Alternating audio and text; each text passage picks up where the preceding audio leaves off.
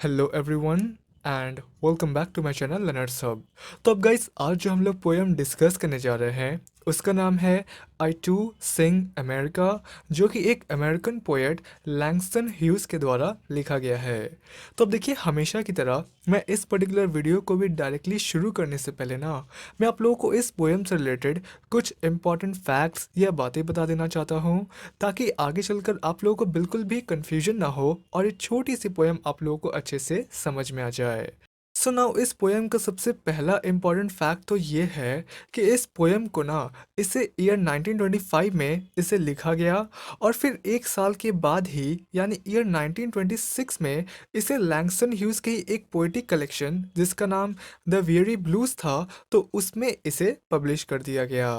फिर इस पोएम का दूसरा इम्पॉर्टेंट फैक्ट ये है कि पोएट लैंगस्टन ह्यूज जो थे ना, तो उन्होंने इसे एक अफ्रीकन अमेरिकन व्यक्ति के पॉइंट ऑफ व्यू से या एक ब्लैक अमेरिकन के पर्सपेक्टिव या नज़रों से उन्होंने इस पोएम को लिखा है, जो कि अमेरिका में किसी वाइट मैन के अंडर कोई गुलाम हो या कोई डोमेस्टिक सर्वेंट हो, जिन्हें कि सेकंड क्लास सिटीजन्स की तरह ट्रीट किया जाता था during the early 20th century in America.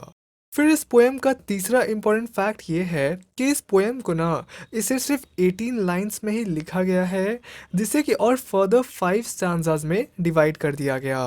और इतना ही नहीं, इस पोएम में ना हमें कोई राइम स्कीम भी देखने को नहीं मिलते हैं, क्योंकि इस पोएम को फ्री वर्स में लिखा गया है, जहाँ पर पोएट लैंगस्टन ह्यूज हमें ये बताने की कोशिश करते हैं कि कैसे अर्ली 20th सेंचुरी में अफ्रीकन अमेरिकन्स या ब्लैक अमेरिकन्स के साथ वाइट अमेरिकन्स या गोरे अमेरिकन्स जो थे ना, तो वो कैसे ख़राब तरीके से उनके साथ बिहेव किया करते थे। वो हमें ये भी बताते हैं दैट इवन दो वो भी एक अमेरिका के ही पार्ट हैं, वो भी उसके एक सिटीज़न हैं, बट फिर भी उनका सिर्फ स्किन कलर और उनका रेस अलग होने की वजह से वाइट अमेरिकन्स उनके जैसे लोगों को कैसे दबाया करते हैं, और वो उनके अधिकारों को वो साइड में हटाकर रख देते हैं। बट इन सब को सहने के बाद भी पोएट लैंगस्टन ह्यूज ये चीख चीख कर कहते हैं कि वो भी एक अमेरिकन है और वो भी इस देश का एक इम्पॉर्टेंट हिस्सा है। तो वैसे तो ये काफ़ी छोटी सी पोएम है,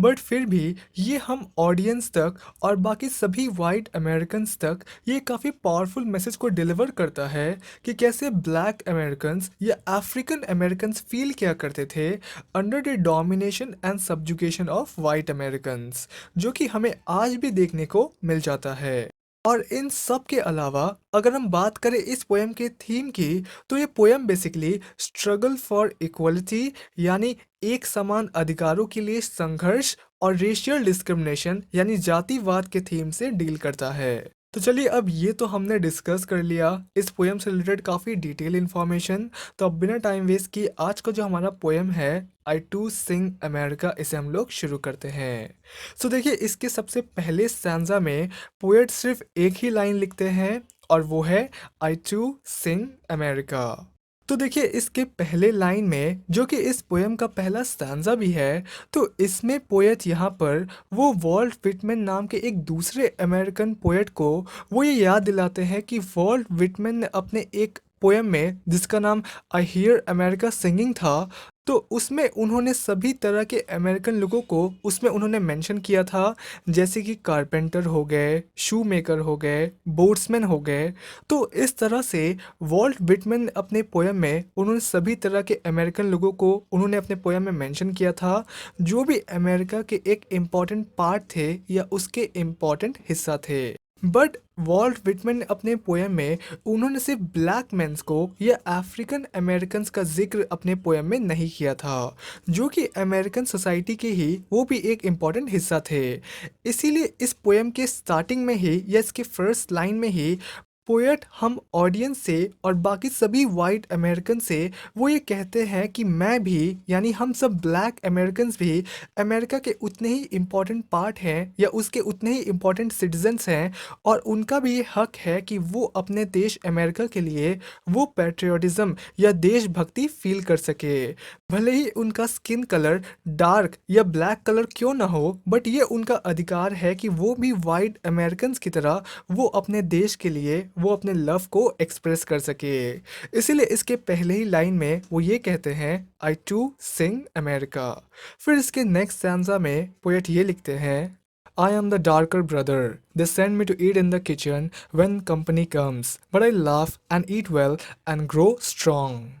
तो इन लाइंस में डार्कर ब्रदर का मतलब है कि पोएट लैंगस्टन ह्यूज जो है ना, तो वो अपने आप को वो अमेरिकन सोसाइटी का ही एक सिटीज़न या उसका एक मेंबर मानते हैं। बस फ़र्क इतना है कि उनका स्किन कलर डार्क है या ब्लैक है। इसलिए पोएट यहाँ पर कहते हैं कि मैं भी सभी अमेरिकन्स का भाई हूँ और वो भी मेरे ब्रदर्स हैं। बस हम में अंतर इतना है कि मेरा स्किन कलर डार्क है। फिर व्हेन कंपनी कम्स का मतलब है कि जो वाइट अमेरिकन्स थे ना, तो उनके घर में जब भी कोई उनके फ्रेंड्स या फैमिली मेम्बर्स उनके घर में आया करते, तो उन्हें ही यहाँ पर व्हेन कंपनी कम्स कहा गया है। तो इस सेकेंड स्टैंजा में पोएट बेसिकली हमसे ये कहते हैं कि मैं भी अमेरिकन फैमिली का एक हिस्सा हूँ या मैं भी उसका एक इम्पॉर्टेंट सिटीज़न या मेम्बर हूँ। बस हम में फ़र्क इतना है कि मेरा शरीर का रंग काला है, बट फिर भी सभी अमेरिकन्स मेरे भाई हैं और मैं उनका ब्लैक ब्रदर हूँ।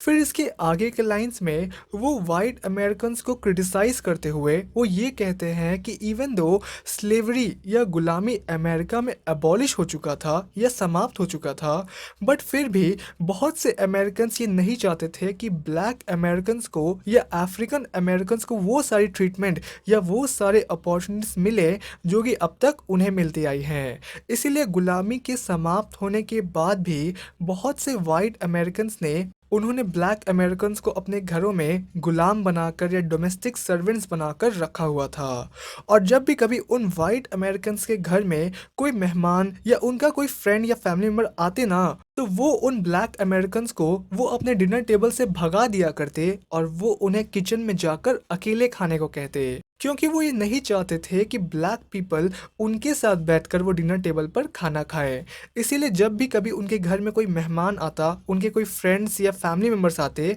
तो वो उन्हें किचन में अकेले खाना खाने के लिए भगा दिया करते। बट उनके इस तरह के डोमिनेटिंग और क्रूअल ट्रीटमेंट के बाद भी पोएट इन सब चीज़ों से निराश नहीं होते हैं, और बल्कि वो तो उल्टा और हंसते हैं इन वाइट अमेरिकन्स के हिपोक्रेसी पर। और वो किचन में जाकर वो खूब अच्छे से खाते पीते हैं ताकि वो मेंटली और फिजिकली स्ट्रांग बन सके, क्योंकि उन्हें ये उम्मीद होता है कि एक ना एक दिन तो ये सब ज़रूर ख़त्म होगा और उन्हें भी यानी ब्लैक अमेरिकन्स को भी वो सारे राइट्स या वो सारे अपॉर्चुनिटीज़ ज़रूर मिलेंगे जो कि आज वाइट अमेरिकन्स एंजॉय कर रहे हैं। फिर इसके थर्ड स्टैंजा में पोएट ये लिखते हैं, tomorrow I will be at the table when company comes, nobody will dare to say me eat in the kitchen then. तो इस थर्ड स्टैंजा में पोएट एक काफ़ी होपफुल व्यू को या एक ऑप्टिमिस्टिक स्टेटमेंट को डिक्लेयर करते हुए वो हमसे ये कहते हैं कि इन द कमिंग फ्यूचर यानी आने वाले भविष्य में या आने वाले समय में जल्द ही एक ऐसा दिन भी ज़रूर आएगा जब मैं भी यानी हम ब्लैक अमेरिकन्स भी हम सब वाइट अमेरिकन्स के साथ उनके कंपनी में बैठकर हम सब एक साथ डिनर टेबल पर खाना खाएंगे। और तब उस समय किसी की भी फिर इतनी हिम्मत नहीं होगी कि कोई मुझसे यानी कोई हम ब्लैक अमेरिकन्स को ये कह सके कि जाओ और उठकर जाकर किचन में अकेले खाओ। और इतना ही नहीं, इसके नेक्स्ट स्टैंजा में पोएट इसी बात को कंटिन्यू रखते हुए वो हमसे ये कहते हैं कि इन सब के अलावा वो समय जब आएगा ना, जब ब्लैक अमेरिकन्स और वाइट अमेरिकन्स एक बराबर होंगे या इक्वल होंगे, तो तब उस समय जाकर इन वाइट अमेरिकन्स को ये एहसास होगा कि हम ब्लैक अमेरिकन्स भी हम अंदर से कितने ब्यूटीफुल और फ्रेश हैं। वो तो बस हमारा स्किन कलर ब्लैक है, बट उन्हें ये एहसास ज़रूर होगा कि हम अंदर से कितने ब्यूटीफुल और वाइटल हैं। और तब उन्हें इस बात पर भी पछतावा होगा या उन्हें इस बात पर भी शर्मिंदगी महसूस होगी कि इतने सालों तक उन्होंने हमारे साथ क्या किया। और अब लास्टली इसके फाइनल स्टैंजा में या इसके लास्ट लाइन में वो हमसे ये कहते हैं that I too am America, यानी मैं भी अमेरिका का एक ज़रूरी हिस्सा हूँ या उसका एक इम्पॉर्टेंट मेंबर हूँ, और इस चीज़ को नकारा नहीं जा सकता या इसे डिनाई नहीं किया जा सकता। तो इस तरह से पोएम ख़त्म होता है एंड आई होप कि आपको वीडियो पसंद आया होगा। वीडियो पसंद आया तो प्लीज़ आप कमेंट करके ज़रूर बताएं, लाइक करें, शेयर करें अपने दोस्तों के साथ, and thank you for watching.